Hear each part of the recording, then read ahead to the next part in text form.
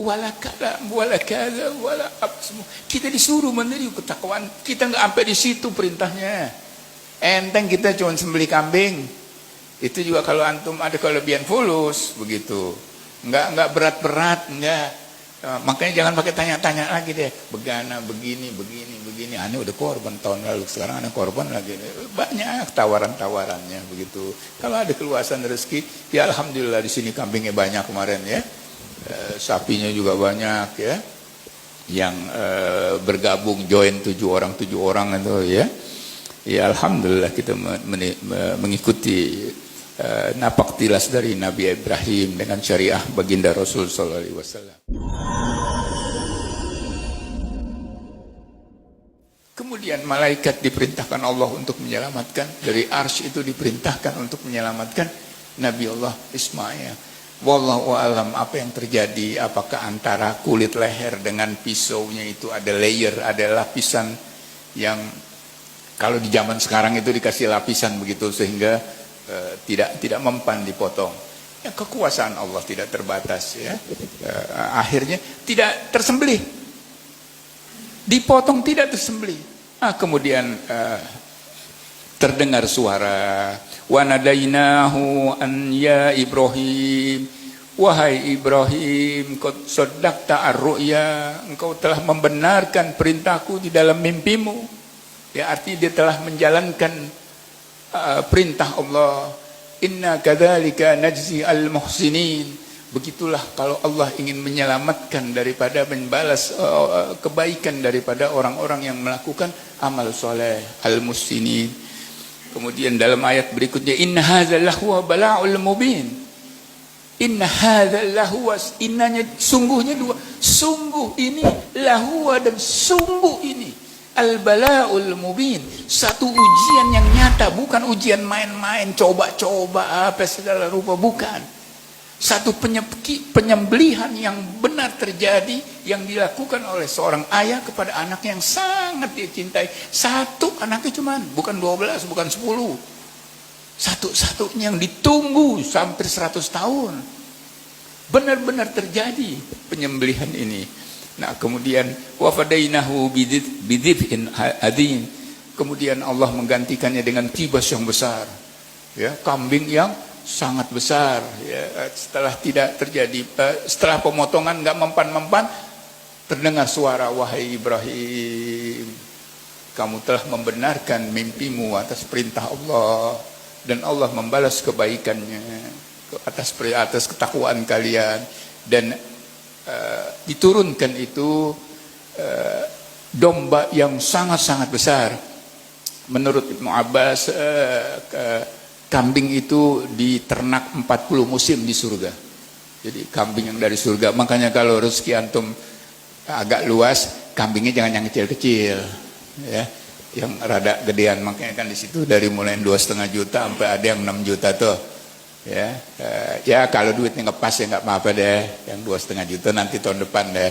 Tapi kalau duitnya lumayan, yang gedean dikit, yang 4,5, yang 5, yang 6 mungkin nyarinya susah ya, begitu, yang gede benar begitu ya.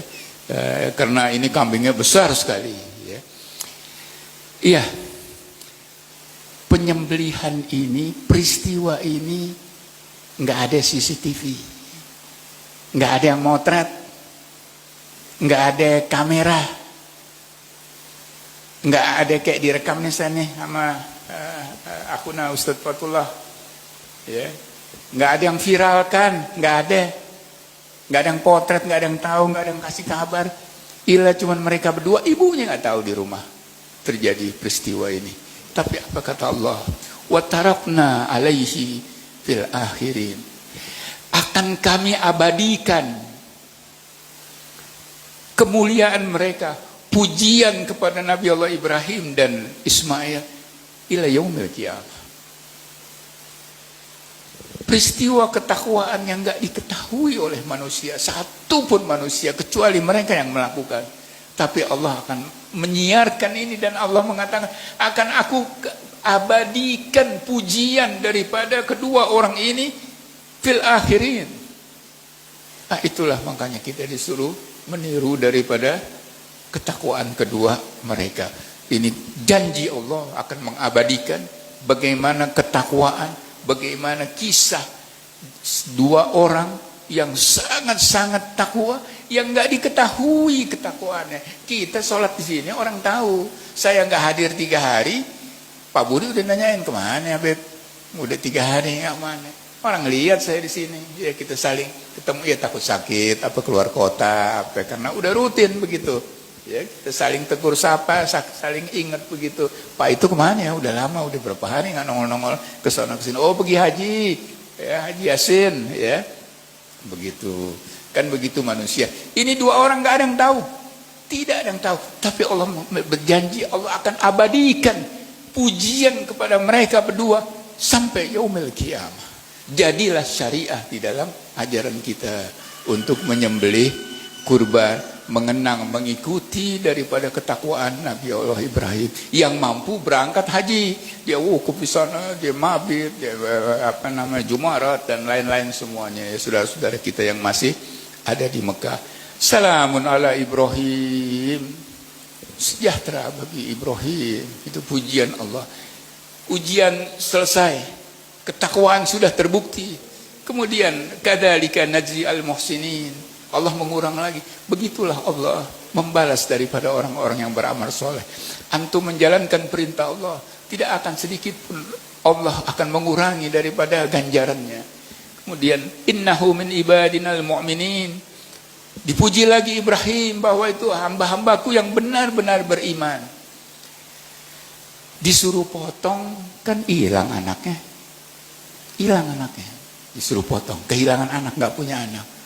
Anaknya tetap hidup, menjalankan ketakwaan. Malah Allah berfirman, wa basyarnahu bi Ishaq nabiyyan minas salihin. Kemudian kami kasih kabar gembira, Ibrahim kamu akan punya anak lagi. Namanya Ishak, nanti dia akan seorang nabi. Jadi boro-boro anaknya hilang, malah nambah 1 anak lagi. Dan anak itu dijanjikan sebagai seorang nabi minas sholihin, ya, yang nabi daripada golongan orang-orang yang soleh. Sesungguhnya Allah mendatangkan ujian. Allah tidak berkehendak untuk menyiksa kita, untuk menyakitkan kita, untuk membuat kita susah, melainkan balasannya itu akan lebih besar. Disuruh potong anaknya, dikiranya dia akan kehilangan anak, malah nambah anak. Minan nabiyyin, nabi dari anak Nabi, dari anaknya Nabi Allah Ismail. Lihat doa, Rabbi habli minas sholihin. Ya Allah, karuniakan aku daripada turunan anak-anak yang soleh.